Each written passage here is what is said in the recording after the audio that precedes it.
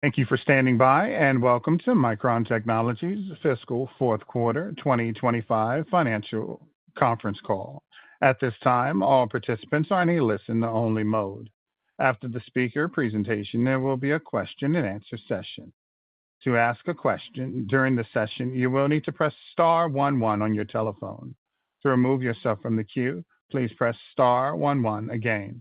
I would now like to hand the call over to Satya Kumar, Investor Relations. Please go ahead. Thank you, and welcome to Micron Technology's fiscal fourth quarter 2025 financial conference call. On the call with me today are Sanjay Mehrotra, our Chairman, President, and CEO, and Mark Murphy, our CFO. Today's call is being webcast from our investor relations site at investors.micron.com, including audio and slides. In addition, the press release detailing our quarterly results has been posted on the website, along with prepared remarks for this call. Today's discussion contains forward-looking statements that are subject to risks and uncertainties.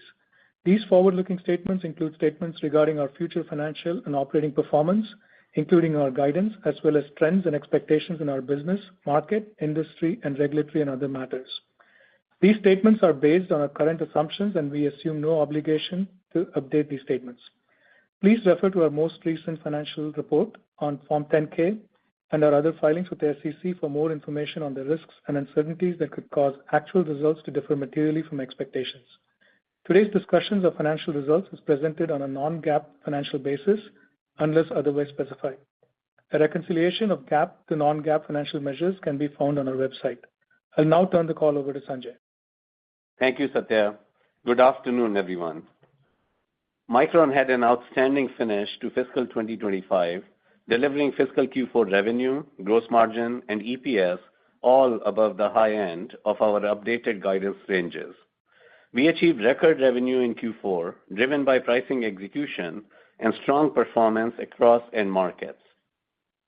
In our March 2024 earnings call, we said that we expect Micron to be one of the biggest beneficiaries of AI in the semiconductor industry, and that we expect to deliver record revenue and significantly improved profitability in fiscal 2025. I'm pleased to report that in fiscal 2025, Micron's revenue grew nearly 50% to a record $37.4 billion, and gross margins expanded by 17 percentage points to 41%. This performance was supported by the ramp of our high-value data center products and our broad-based DRAM pricing strength across end markets.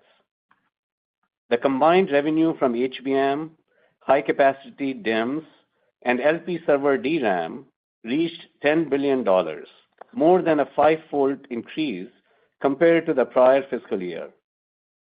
Our data center SSD business reached record revenue and market share in fiscal 2025. I want to thank our global Micron team for their focus and execution, which made these results possible. As we enter fiscal 2026, Micron is positioned better than ever.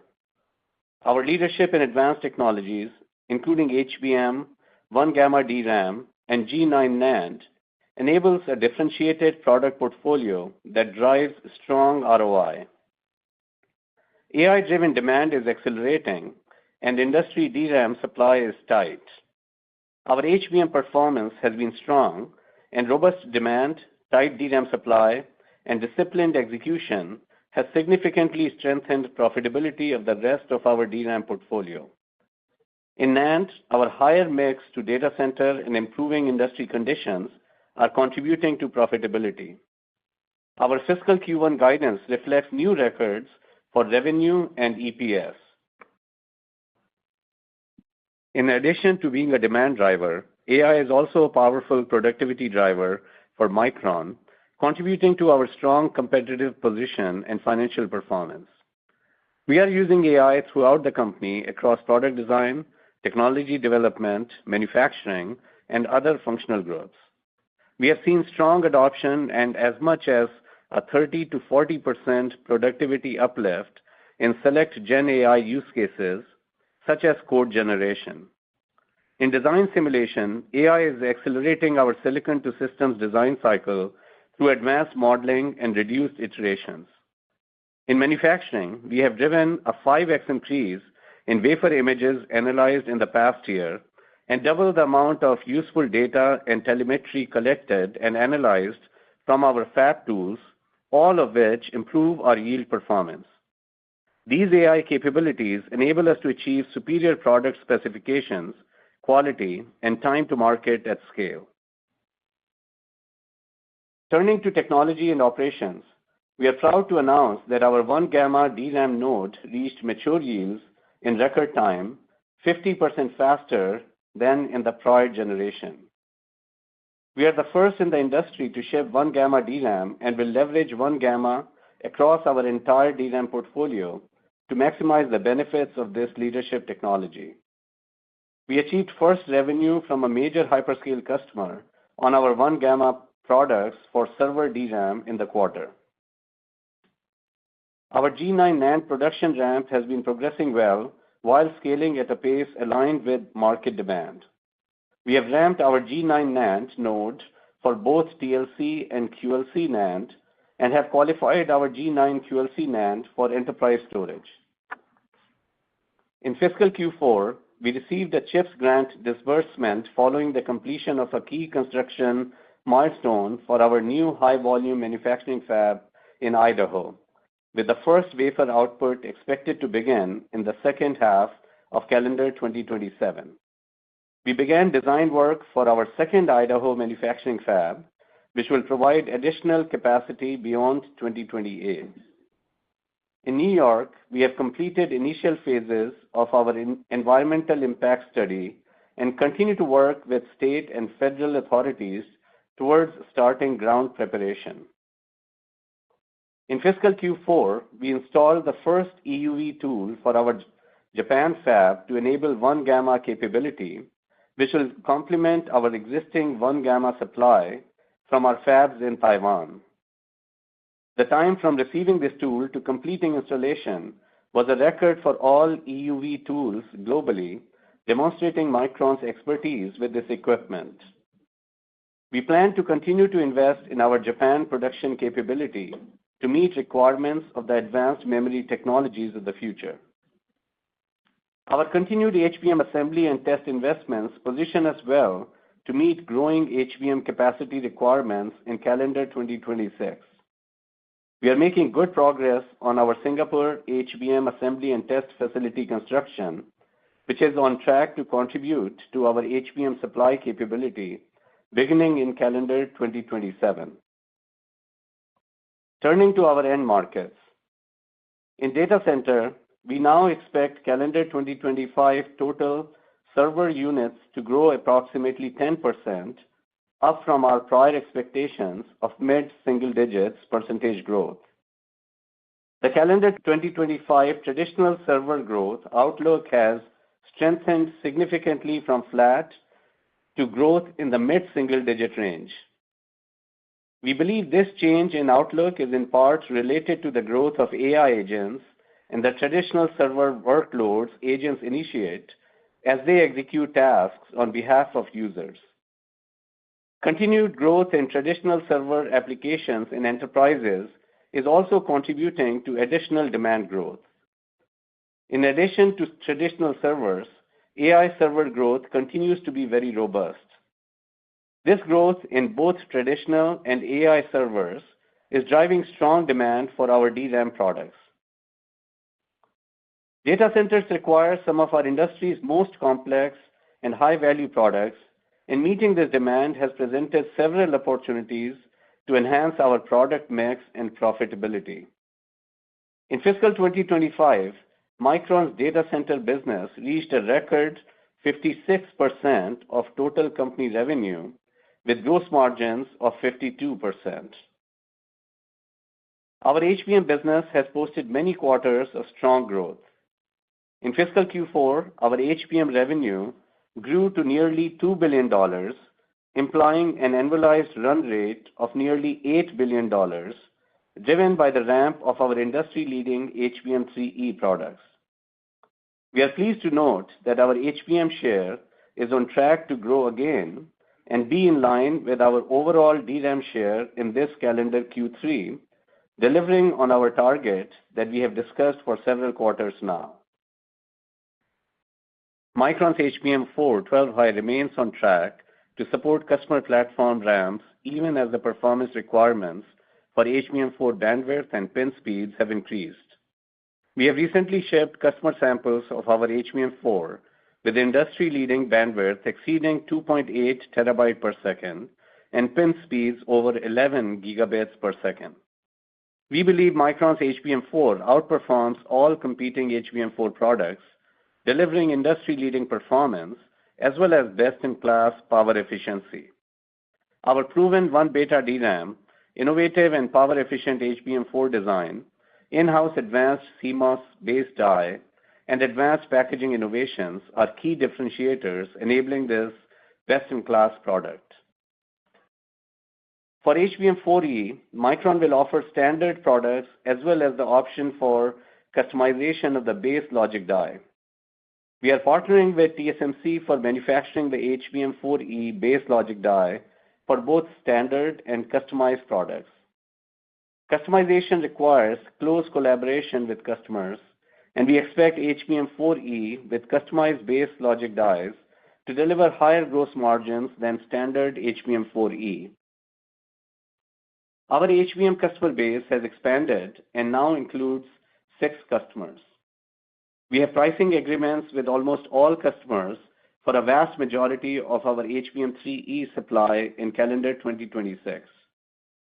We are in active discussions with customers on the specifications and volumes for HBM4, and we expect to conclude agreements to sell out the remainder of our total HBM calendar 2026 supply in the coming months. Micron's LPDDR5 for servers had over 50% sequential growth in the quarter and reached record revenue. In close collaboration with NVIDIA, Micron has pioneered the adoption of LPDRAM for servers, and since NVIDIA's launch of LPDRAM in their GB product family, Micron has been the sole supplier of LPDRAM in the data center. In addition to our leadership in HBM and LP5, Micron is also well-positioned with our GDDR7 products, which are designed to deliver ultra-fast performance with pin speeds exceeding 40 gigabits per second, along with best-in-class power efficiency to address needs of certain future AI systems. In data center NAND, AI inference use cases such as KV cache tiering and vector database search and indexing is driving demand for performance storage, while AI server growth is driving demand for high-capacity SSDs for capacity storage. Micron is gaining share in these markets with our customer focus, technology leadership, vertical integration, and execution. We strengthened our portfolio with the industry's first G9 NAND data center products, including first-to-market PCIe Gen 6 SSDs. Near term, we see continued growth in the data center storage market, with HDD supply shortages expected to improve NAND demand and drive a healthier supply-demand environment. Turning to PCs, end-of-life of Windows 10 and greater adoption of AI-enabled PCs are driving an improved PC demand outlook. We now expect PC unit shipments to grow at a mid-single-digit % level in calendar 2025 versus our low single-digit % growth expectations previously.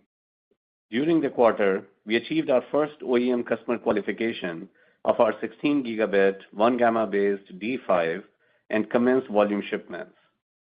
In NAND, we successfully qualified our first G9 NAND SSDs in both performance and mainstream categories with OEM customers. Our strong SSD portfolio enabled us to achieve record client SSD revenue in the quarter and in fiscal year 2025. Smartphone unit shipment expectations remain unchanged at low single-digit % range in calendar 2025. An increasing mix of AI-ready smartphones continue to be a key catalyst for DRAM content growth in mobile devices. Notably, one-third of the flagship smartphones shipped in calendar Q2 contained 12 gigabyte or more, and given recent product launches from Apple, Samsung, and other smartphone OEMs, we expect this mix to increase over the coming quarters. In fiscal Q4, Micron ceased future mobile managed NAND product development in order to focus our resources and investments on higher ROI opportunities in our portfolio. We will continue to support existing mobile managed NAND products. Micron remains committed to serving the mobile DRAM market with our industry-leading portfolio. In fiscal Q4, we achieved OEM qualification of our first 10.7 gigabit per second 1-beta second-generation LP5X products at 16 gigabyte and 24 gigabyte capacities. Turning to auto, industrial, and embedded. In automotive, trends such as ADAS and AI-enhanced in-cabin experiences require significantly higher memory and storage content, making it a higher growth part of the industry. In embedded, we expect physical AI, such as drones, advanced robots, and AR/VR, to become a more important driver of demand over time. Automotive and industrial demand strengthened throughout the quarter, exceeding our initial forecast. We are seeing improved profitability in this business with stronger pricing and an increased mix of advanced technology nodes with greater adoption of D5 and LP5 products. We continue to see supply constraints in D4 and LP4. In June, Micron announced investments in our Virginia facility in an effort to support our long lifecycle customers' demand for D4 and LP4. Now turning to our market outlook. Customer inventory levels are healthy overall across end markets. We expect calendar 2025 industry DRAM bit demand growth to be in the high teens % range, somewhat higher than our previous outlook. We expect calendar 2025 industry NAND bit demand growth to also be higher than our previous outlook, now in the low to mid-teens % range. We expect Micron's calendar 2025 bit supply growth to be below industry bit demand growth for non-HBM DRAM and for NAND. Robust data center demand, including the uptick in server unit growth, has contributed to a tight industry DRAM environment and strengthened NAND market conditions. Additionally, broadening of demand across end markets has also constrained DRAM supply. On the supply side, we expect low supplier inventories, constrained node migration as industry supports extended D4 and LP4 end of life, longer lead times, and higher costs globally for new wafer capacity, all to limit the pace of supply growth for DRAM in 2026. In calendar 2026, we anticipate further DRAM supply tightness in the industry and continued strengthening in NAND market conditions. Over the medium term, we anticipate industry bit demand growth of mid-teens CAGR for both DRAM and NAND. Micron invested $13.8 billion in CapEx in fiscal 2025. As we continue to make 1-gamma DRAM and HBM-related investments, we expect fiscal 2026 CapEx to be higher than fiscal 2025 levels. DRAM front-end equipment and fab construction will drive higher capital spending in fiscal 2026. Our continued technology node migration to 1-gamma will provide the majority of our supply growth for DRAM in calendar 2026. As we transition more products to 1-gamma, our 1-beta capacity will support HBM growth in 2026. I'll now hand over the call to Mark to provide more color on our fiscal fourth quarter and fiscal 2025 financials. Thank you, Sanjay, and good afternoon, everyone. Micron delivered strong results to close out the fiscal year, with Q4 revenue, gross margin, and EPS all exceeding our updated guidance. For the full year, we achieved record revenue of $37.4 billion, up 49% year over year. Gross margins expanded to 41%, a 17 percentage point improvement from fiscal 2024. EPS reached $8.29, reflecting a 538% increase compared to the prior year. Total fiscal Q4 revenue was $11.3 billion, up 22% sequentially and up 46% year over year, and a quarterly record for Micron. Higher sequential revenue was driven by growth across our end markets, including record data center revenues and strong sequential growth in consumer-oriented markets. Fiscal Q4 DRAM revenue was a record $9 billion, up 69% year over year, and represented 79% of total revenue. Sequentially, DRAM revenue increased 27%. Bit shipments increased in the low teens %, driven by strong demand across all end markets.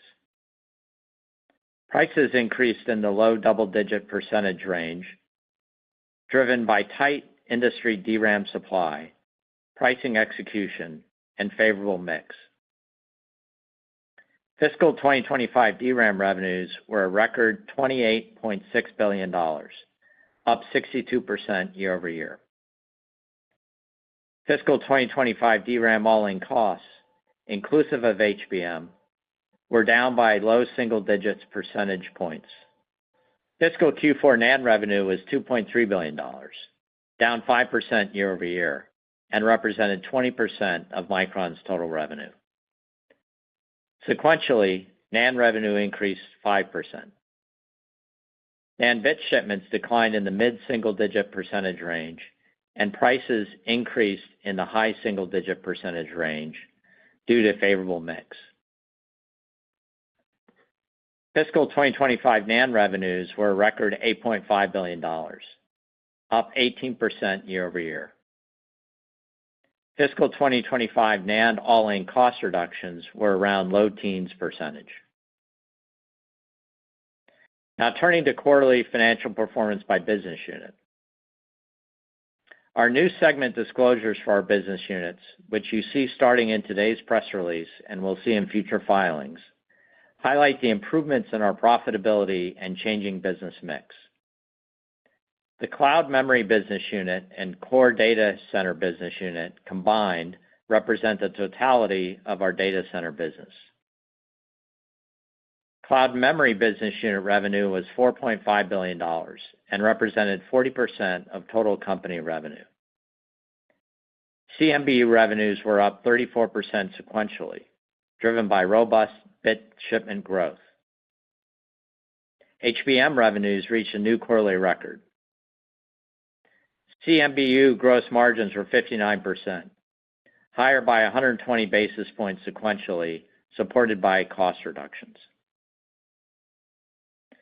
Core Data Center Business Unit revenue was $1.6 billion and represented 14% of total company revenue. CDBU revenues were up 3% sequentially. CDBU gross margins were 41%, up 400 basis points sequentially, driven by higher pricing and favorable mix. Mobile Client Business Unit revenue was $3.8 billion and represented 33% of total company revenue. MCBU revenues were up 16% sequentially, driven by higher DRAM shipments and improved pricing. MCBU gross margins were 36%, up 12 percentage points sequentially, driven by higher pricing and favorable mix. Automotive and Embedded Business Unit revenue was $1.4 billion and represented 13% of total company revenue. AEBU revenues were up 27% sequentially, driven by higher bit shipments. AEBU gross margins were 31%, up 540 basis points sequentially, driven by higher pricing. The consolidated gross margin for fiscal Q4 was 45.7%, up 670 basis points sequentially. Sequential gross margin improvement was driven by favorable product mix, better DRAM pricing, and strong execution on cost reductions. Operating expenses in fiscal Q4 were $1.2 billion, up $81 million quarter over quarter, and in line with our guidance range. The sequential increase was driven primarily by higher R&D. We generated operating income of $4 billion in fiscal Q4, resulting in an operating margin of 35%, up 820 basis points sequentially and 12 percentage points year over year. Fiscal Q4 taxes were $471 million on an effective tax rate of 12%, lower than our guidance due to favorability in certain discrete items. Non-GAAP diluted earnings per share in fiscal Q4 was $3.03, with 59% sequential growth and 157% versus the year-ago quarter. Turning to cash flows and capital expenditures, in fiscal Q4, our operating cash flows were $5.7 billion, and our capital expenditures were $4.9 billion, resulting in free cash flows of $803 million. The increase in capital expenditures was driven by planned investments for DRAM. For the full year fiscal 2025, we generated $3.7 billion in free cash flow, representing 10% of revenue. Ending inventory for fiscal Q4 was $8.4 billion, or 124 days.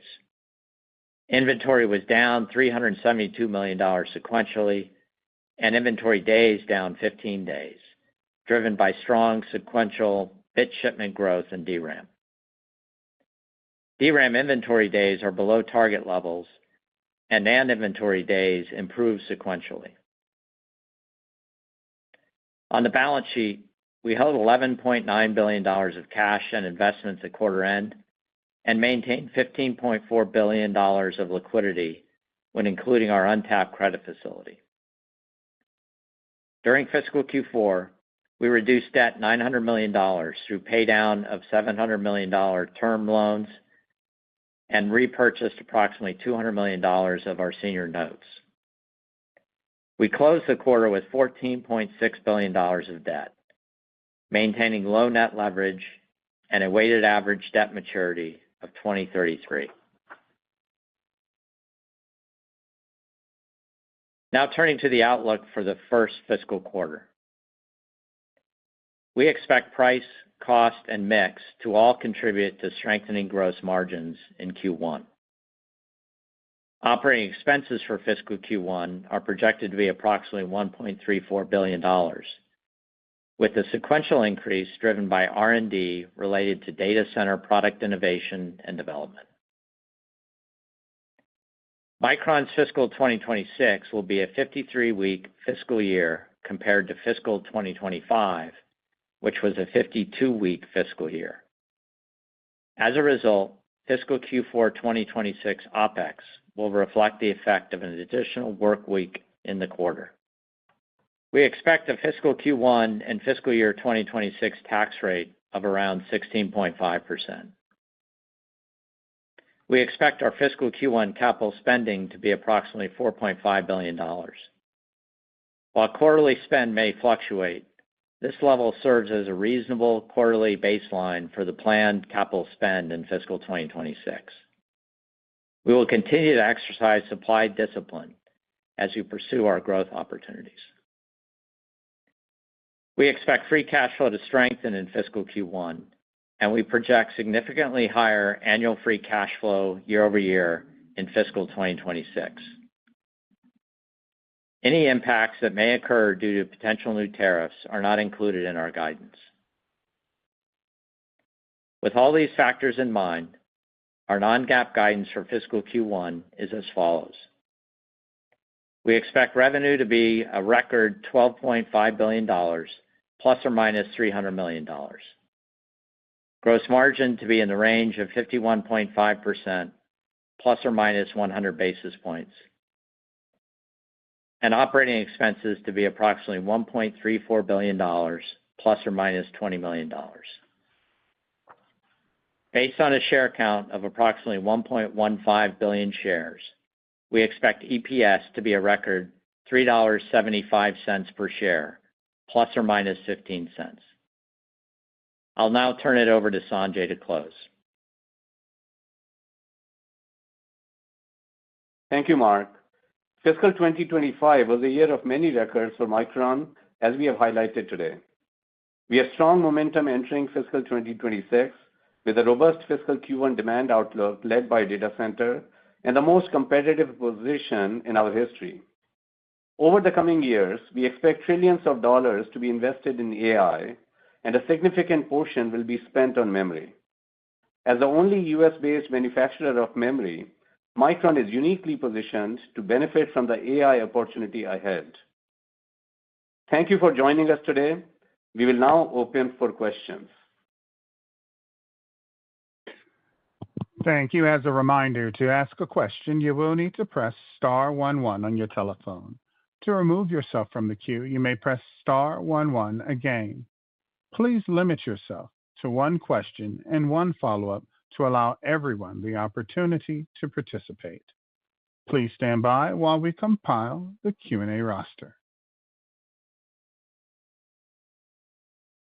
Our first question comes from the line of Timothy Arcuri of UBS.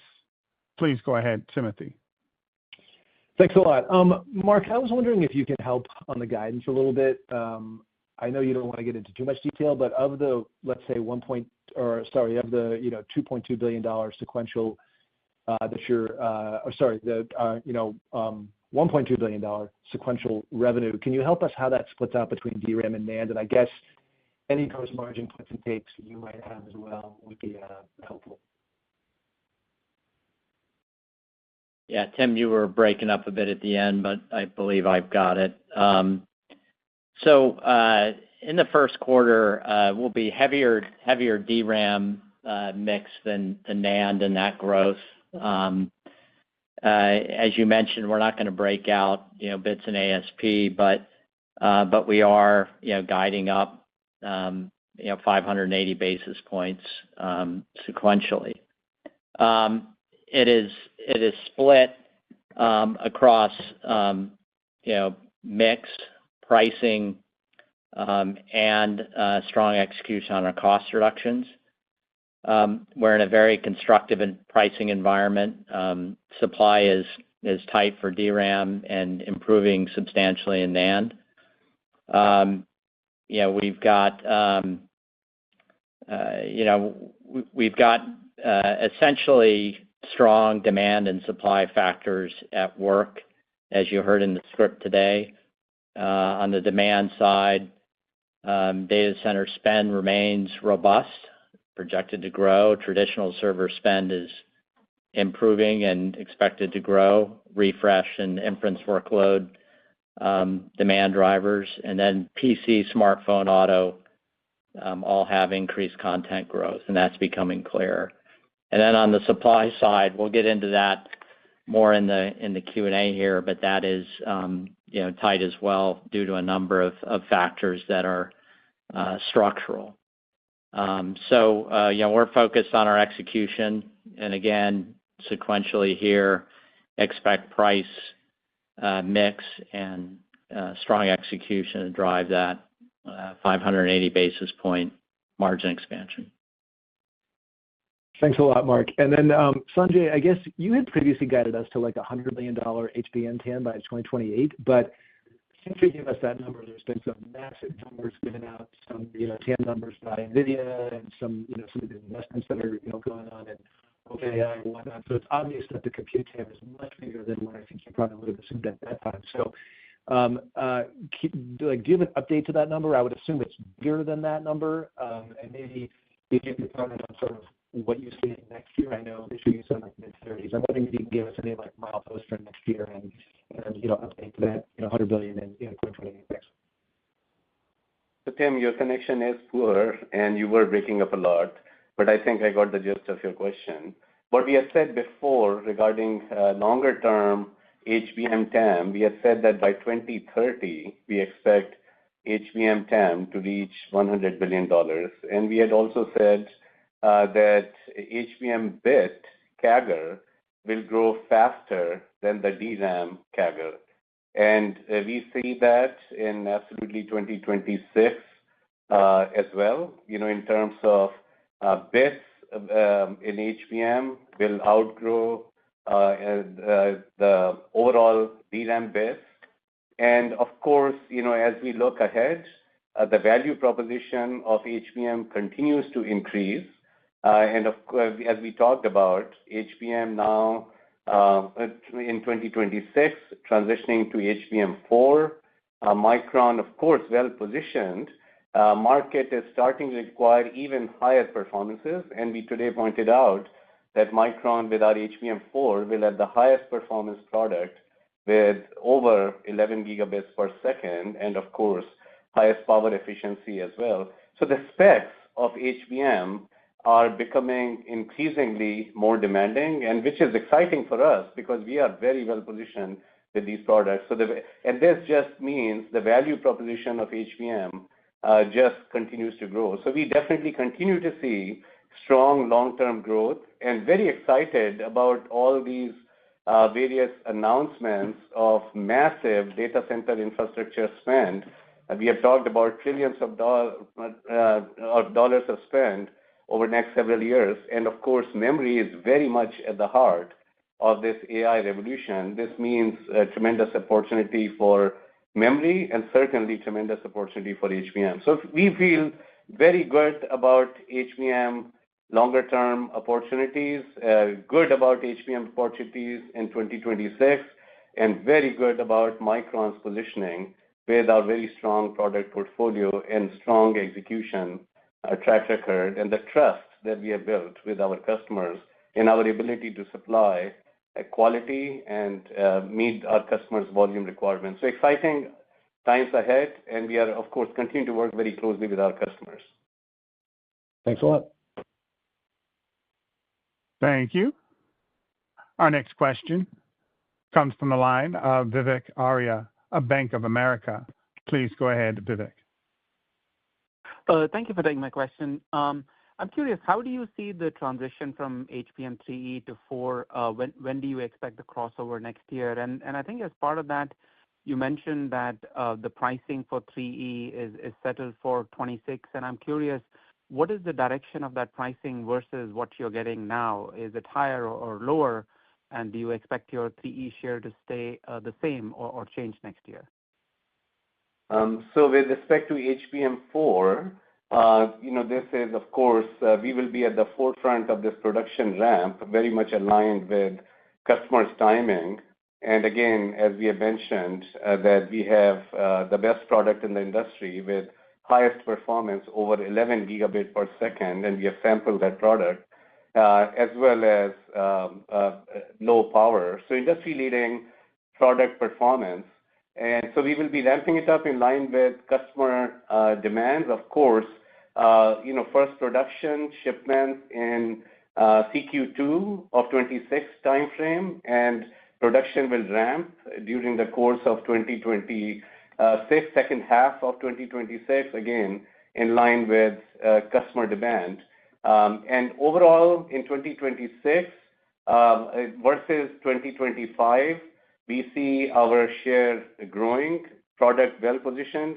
We are not commenting on the pricing of HBM3E. We have told you that HBM3E, we have pricing agreements completed with almost all customers for vast majority of our HBM3E supply in 2026. And we are in discussions regarding HBM4 with our customers.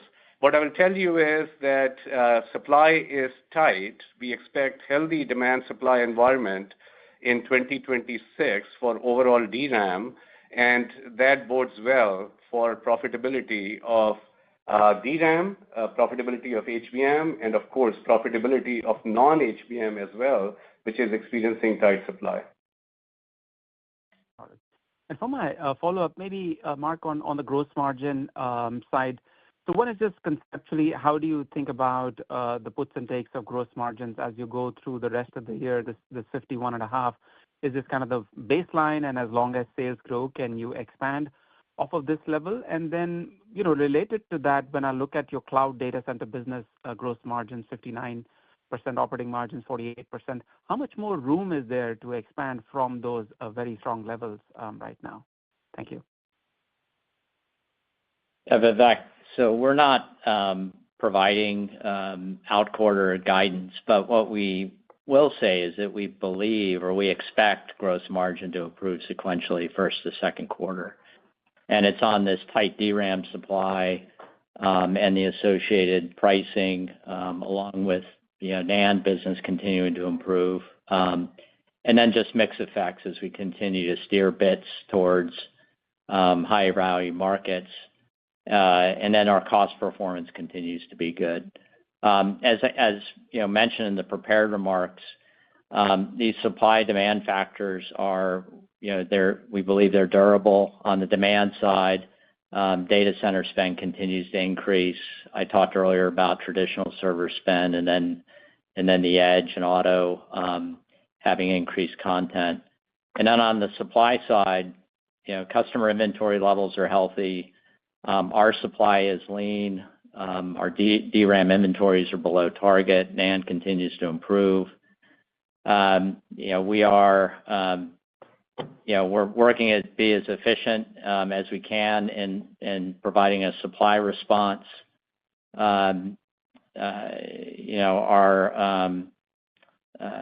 doing node transitions, but as the industry extends support for D4, that's constrained those node transitions. And then finally, it just takes a long time and is expensive to add new clean room space. And we all know the silicon intensity of HBM creating the urgency for that capacity requirement. So it's a good setup as we go into 26. And we delivered this strong guide on the first quarter gross margin, and we expect to see gross margins up in Q2.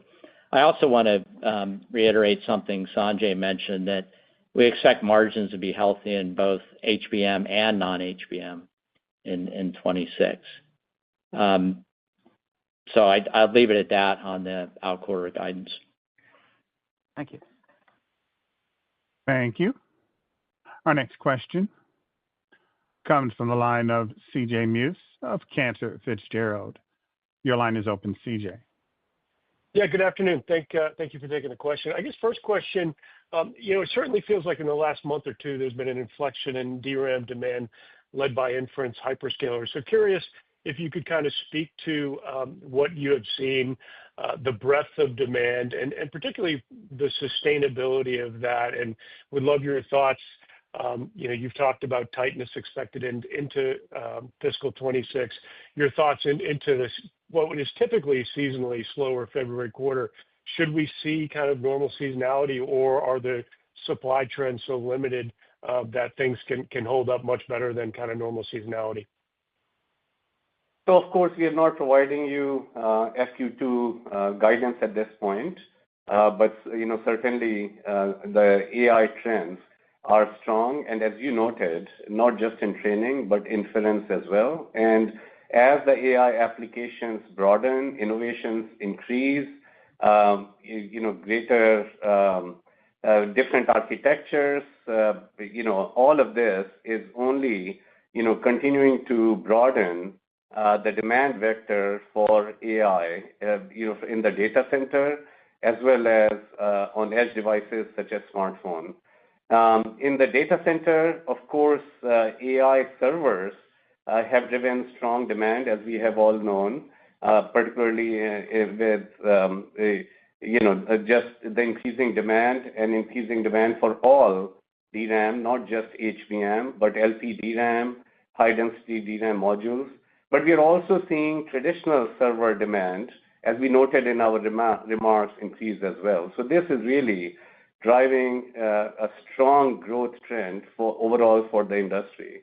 And then the demand vectors are broadening, as I noted, smartphones in particular.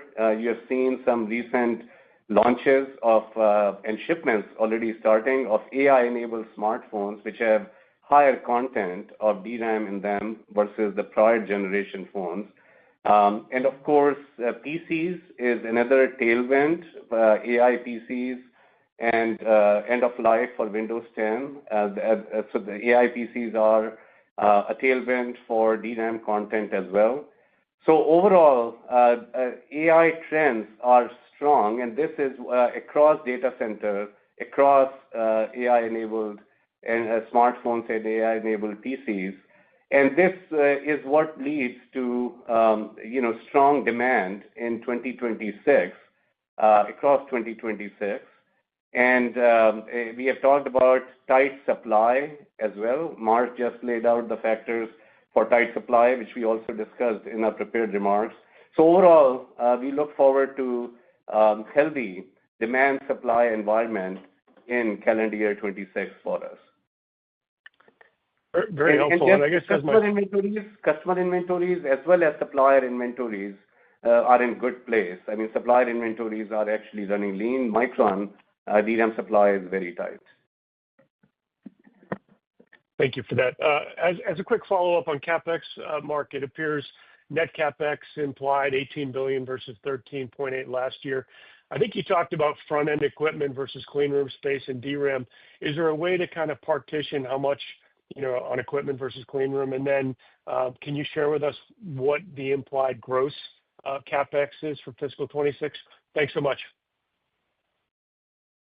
Yeah, we've not laid out in detail. It's just that our spend in 26 will be vast majority will be for DRAM, and we've got construction and facilities related to that, some tools for node transitions, and beginning to install for new greenfield. As it relates to, you're right that we guided a framework to be at around $18 billion. We will generally talk about CapEx in the context of net, which is gross CapEx offset by proceeds from government incentives. We're not going to talk about the gross and net for 26, but you can see the components. You can back into the components here on what you've seen in the filings for the gross spend in 25, and then the government incentives. And so we ended up at 13.8 net, and we were at 15.8 gross with $2 billion of government incentives in 25. You'll see that going forward, and the government incentives in 25 are largely the U.S., Singapore, and Japan, and we can talk more about those in the future. Thank you. Thank you. Our next question comes from the line of Harlan Sur of J.P. Morgan. Please go ahead, Harlan. Yeah, good afternoon. Thanks for taking my question. Days of inventory are now at your target levels as you had expected previously, and within that, DRAM is actually below your targets, right? So given the strong 3E 12 high RAM, continued strong demand pull for non-AI DRAM, how are you guys thinking about your total and DRAM inventories exiting this quarter? Will days of inventory continue to come down? And then just given the overall supply tightness, are your lead times extending and customers placing orders further in advance? And is this better visibility what gives the team confidence on continued tightness into calendar 26? Yeah, Harlan, I'll cover that. We do expect inventories to remain at or better on DIO than we've seen in the fourth quarter. DRAM will remain very tight, as we talked about through the year, so we would expect to be below target. And then NAND, we're being very disciplined around NAND, and that market continues to improve. So we would expect NAND DIO to decrease as well.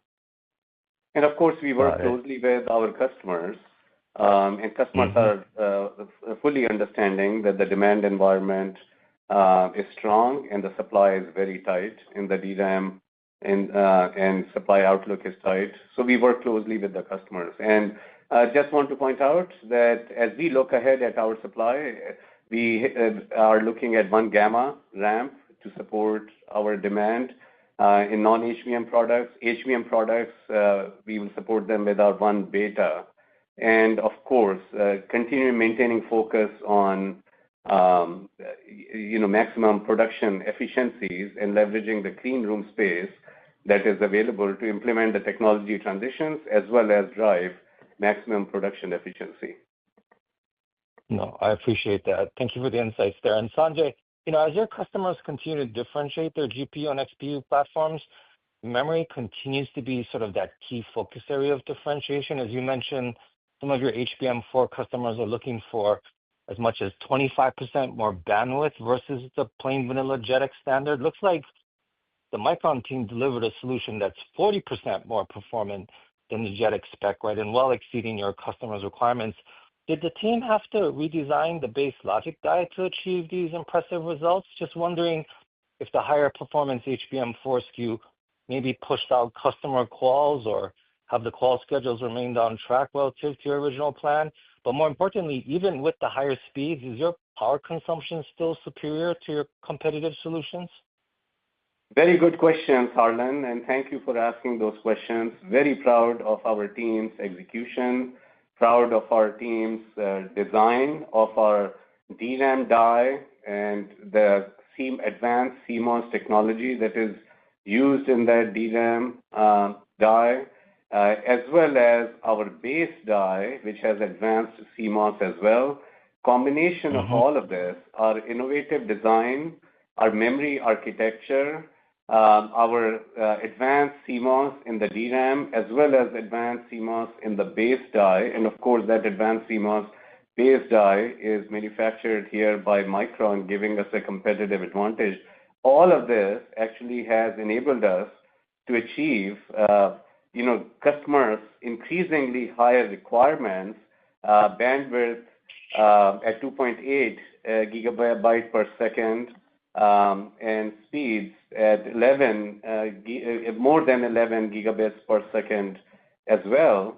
And this has really positioned us well, getting ready for production ramp of our HBM4 product with these kind of specs. And as I said, with these kind of specs, we'll be at the forefront of HBM shipment ramp, keeping it in line with customer demand. Thank you. And I just want to be clear, I think I said for bandwidth, 2.8 terabyte per second. I hope that came across clearly. 2.8 terabyte per second, speed 11 gigabit per second. Thank you. Our next question comes from the line of Krish Sankar of TD Cowen. Please go ahead, Krish. Yeah, hi. Thanks for taking my question. I told them, Sanjay, you mentioned about getting sold out in HBM, hopefully in the next few months. Is there a way to quantify the supply opportunity in calendar 26, assuming you're fully sold out? And also, if the HBM demand is better than expected, can you increase supply in calendar 26 if you're sold out in the next few months? And then I had a quick follow-up. Yeah, we are not breaking down the supply volumes, etc.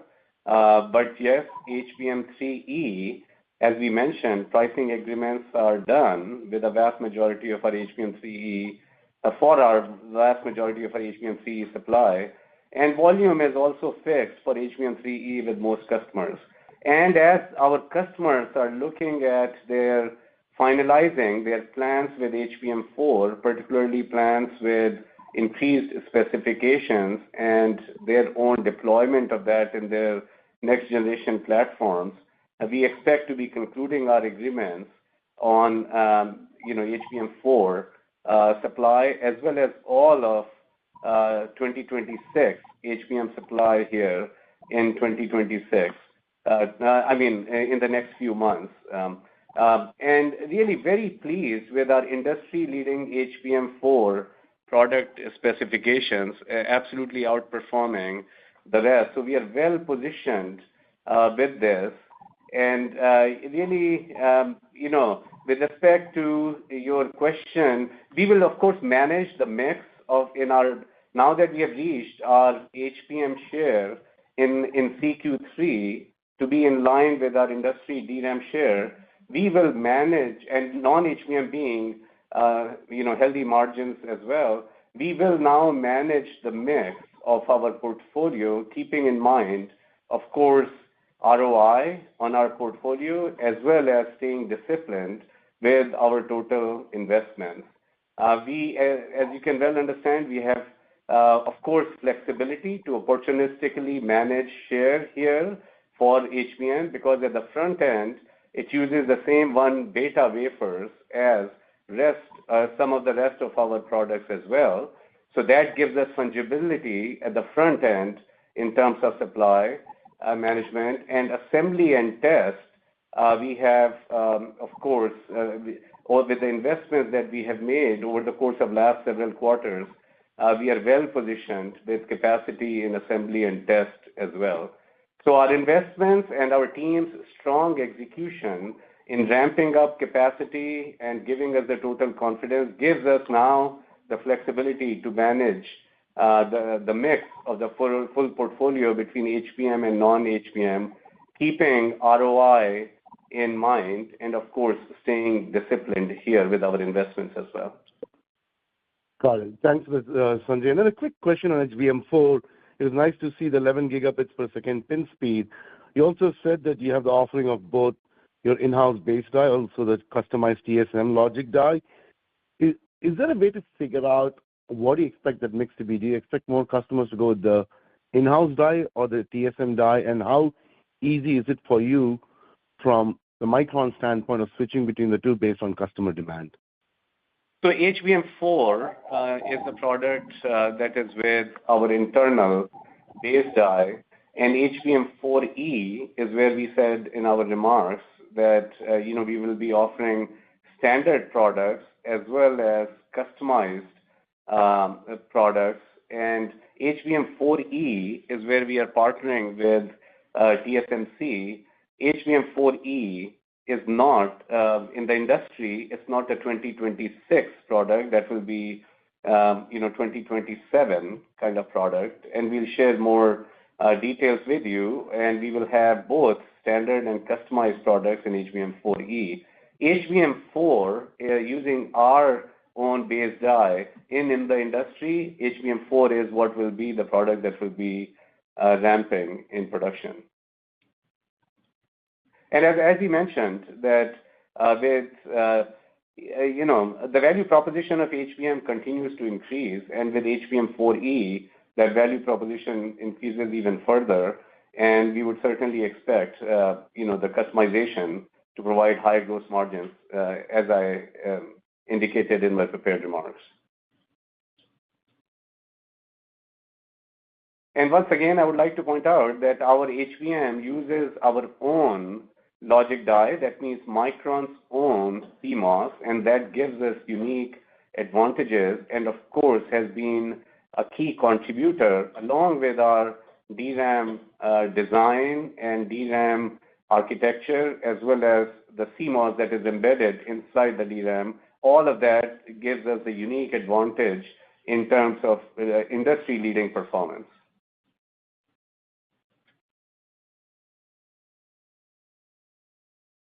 Thank you. And as that is all the time we have for Q&A today, that does conclude the Q&A portion of this call and today's conference call.